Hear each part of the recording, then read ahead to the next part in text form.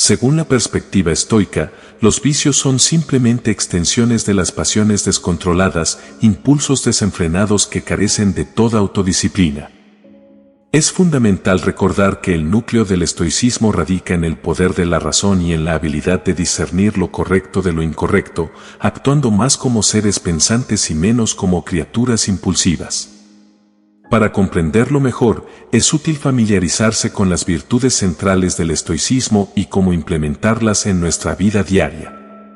Además, es vital entender que en la visión estoica, los vicios están estrechamente relacionados con lo que ellos llamaban indiferentes. Estos vicios son indiferentes que han alcanzado un grado extremo, un punto en el cual nuestra conciencia ya no puede resistir su influencia. Pero incluso frente a este dominio, aún contamos con alternativas. Aunque nuestras debilidades puedan abrumarnos, el primer paso es admitir y confrontar esos vicios o adicciones. Aceptarlos no es una tarea sencilla y puede llevar tiempo, variando según cada individuo. Si no los reconocemos, no podemos enfrentarlos. Por eso, es fundamental identificarlos claramente, sin autocastigarnos, solo con honestidad. Cuando Séneca redactó su obra sobre el bienestar, hacía referencia a varios críticos que cuestionaban su integridad, argumentando que aunque escribía como filósofo, no actuaba conforme a sus palabras. Séneca tenía una respuesta para ellos, alegando que su meta no era ser perfecto, sino ser mejor que aquellos que no buscan mejorar. Reconocía sus propios vicios y destacaba su esfuerzo en minimizarlos gradualmente. Para un seguidor del estoicismo, reducir es enriquecer, y aquí es donde reside el placer auténtico. Los vicios, como el deseo, surgen del placer que nos proporcionan. Y aunque inicialmente esos placeres pueden ser embriagadores, con el tiempo pueden tornarse destructivos, aprisionándonos y nublando nuestra capacidad de pensar con claridad. ¿Pero por qué anhelamos tanto?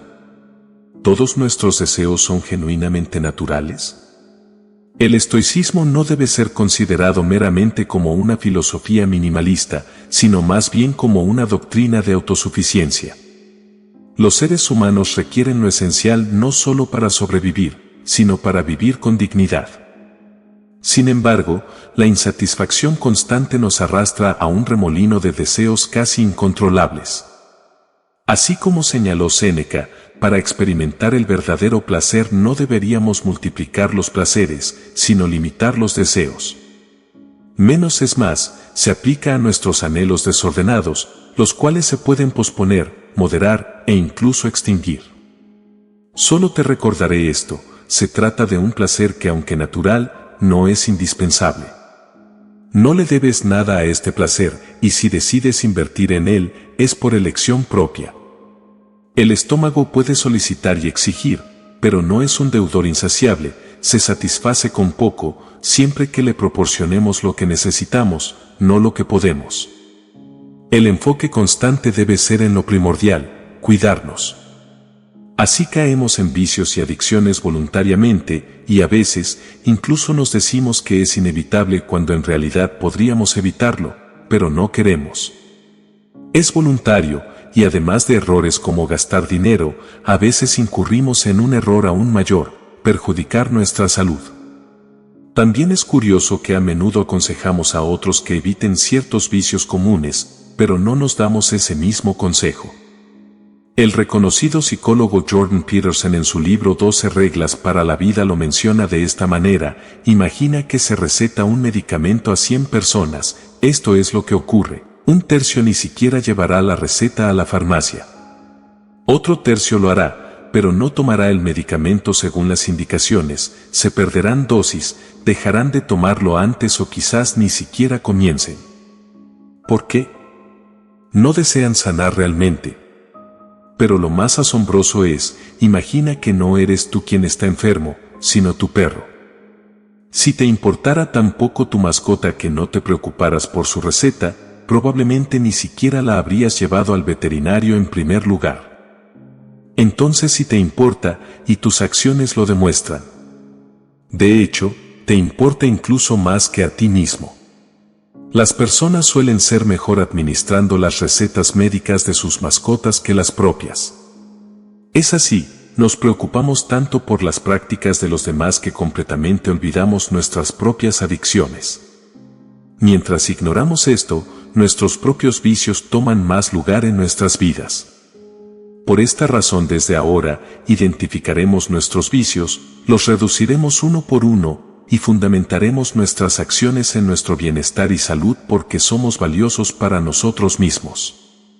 A menudo, no es el vicio per se lo que necesita ser controlado, ya que es simplemente un efecto secundario.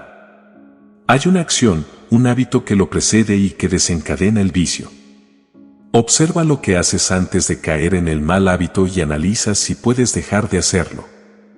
Sin una acción que preceda al vicio, el vicio no puede seguir. Si quieres dejar de fumar, observa esta técnica: detrás del cigarrillo hay un café. Si encuentras otra compañía para el café, puede ser más fácil dejar de fumar. Detrás de tu adicción a Facebook está el acceso a Internet. Si no obtienes acceso a Internet, no hay adicción. Ve a un café con Internet para tareas específicas. Detrás de tu tendencia a llegar tarde al trabajo hay una actividad que consume mucho tiempo.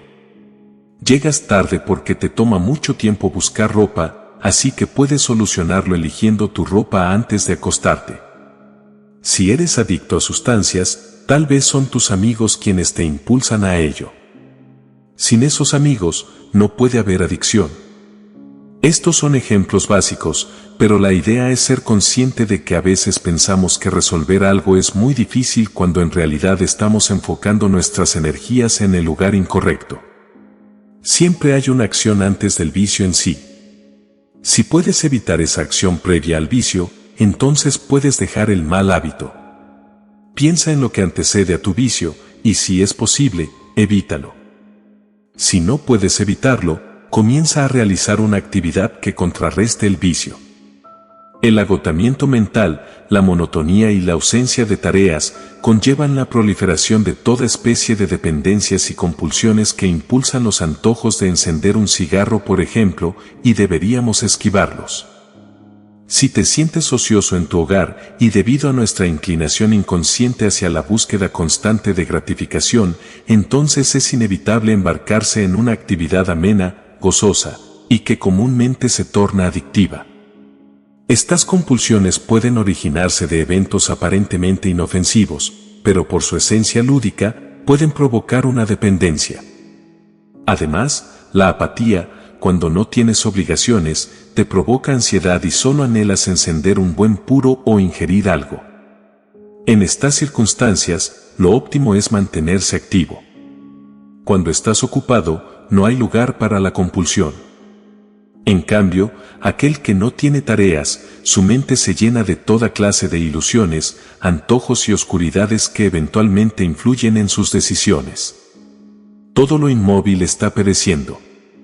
Observa, por ejemplo, el agua inmóvil, sin movimiento, se corrompe, un electrodoméstico sin usar se oxida, una madera antigua que nadie utiliza se infesta de todo tipo de insectos. De igual manera, el ser humano que permanece inactivo es fácil presa de toda especie de pensamientos corruptos, fantasías y deseos extraños, y para eludirlo, debería estar suficientemente ocupado.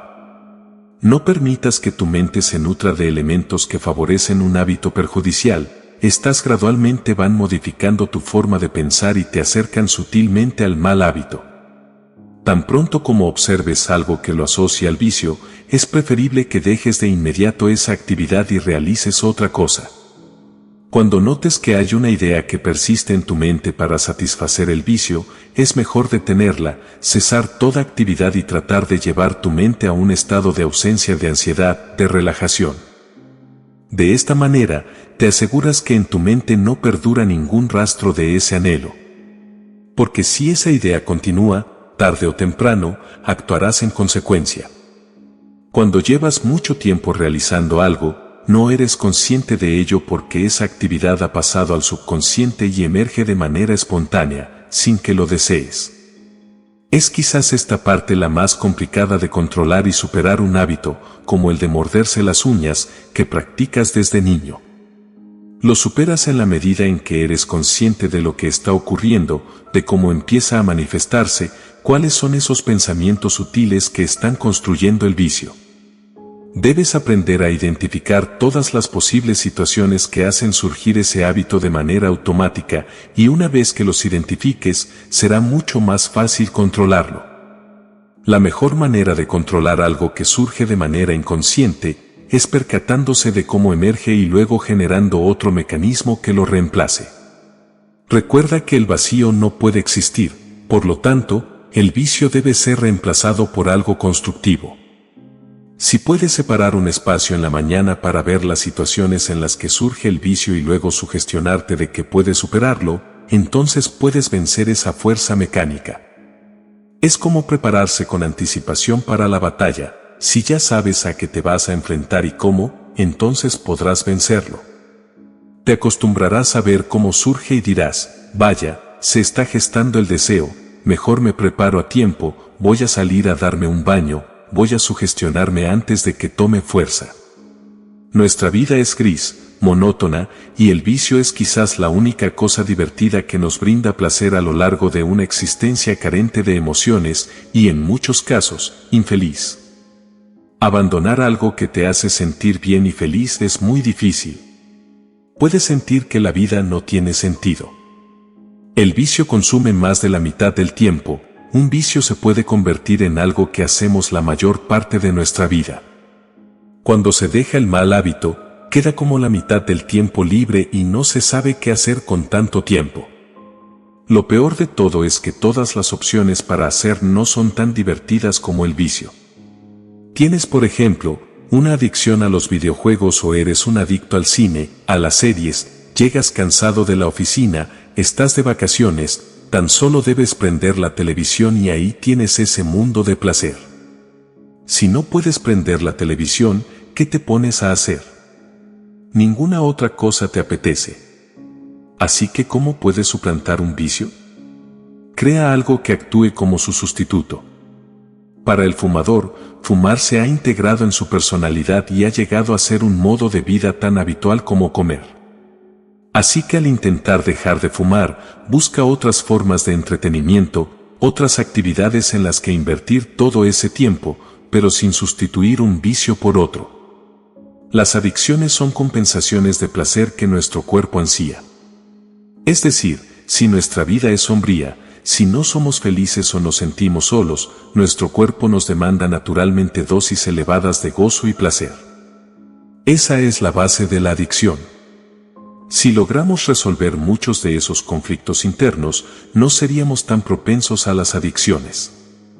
Involúcrate en actividades que te proporcionen felicidad, que eleven tu estado de ánimo y que contribuyan significativamente a tu vida. De esta forma, progresivamente, tu psicología y tu estado de ánimo mejorarán, y ya no necesitarás depender tanto del vicio para ser feliz. Ojalá adoptaras el hábito de no terminar un día sin haber hecho algo productivo o significativo. De esta forma, a pesar del vicio, podrás progresar en tu vida y estos logros te ayudarán a contrarrestar los daños del vicio. Hay numerosas actividades que pueden aportarte mucho en la vida. Debes buscar lo que te gusta aparte del vicio y lo que puede aportarte, como practicar una arte marcial, nadar, montar en bicicleta, aprender a tocar un instrumento musical, aprender a pintar, aprender magia, aprender a hacer figuras con papel, o cualquier cosa que te interese. Una forma de cambiar la conducta es a través de enviar mensajes al subconsciente, y esto se puede lograr mediante mensajes subliminales. Esto es efectivo porque el lenguaje del subconsciente es visual, ya que la visión es uno de los primeros sentidos que se desarrollaron. Antes de que existiera el lenguaje, existía la comunicación no verbal, por eso es tan efectivo. Escribe mensajes positivos y colócalos donde puedas verlos para educar gradualmente al subconsciente. Los vicios son debilidades. Si eres capaz de realizar una actividad que te haga sentir fuerte y seguro y que te brinde victorias, entonces dedica más tiempo a ello. porque esto será una fuerza que te hará superarte como ser humano y no necesitarás tanto un vicio para ser feliz. Lo que no puedes hacer es tener un vicio por un motivo y luego no hacer nada. Todo vicio se contrapone a una virtud. Si practicas la virtud paralelamente al vicio, entonces lo superarás. Si eres propenso a la ira, practica un arte marcial. Si eres adicto a las sustancias, practica un deporte. Si eres adicto a Facebook, esfuerza por escribir artículos en un blog o en tu diario estoico. Visualiza tus objetivos constantemente. Cuanto más los recuerdes, más fácil será controlarte. Los pensamientos de ansiedad y vacío serán reemplazados por el disfrute de esa victoria. Lo ideal sería que pudieras pasar mucho tiempo pensando en la victoria, en la recompensa de tu esfuerzo, en lo cerca que estás y en lo que vas a obtener, y esto hará que cada vez que te enfrentes a la tentación, tengas una fuerza adicional para resistirte. En momentos de soledad o tiempo libre, sueña con tener estas virtudes, imagina cómo te sientes cuando eres alguien poderoso y admirado, y empieza a disfrutarlo. Debes descubrir qué virtud te apasiona y usarla. Por ejemplo, si eres muy orgulloso, entonces apela a la dignidad. Si te gusta llamar la atención, apela al poder.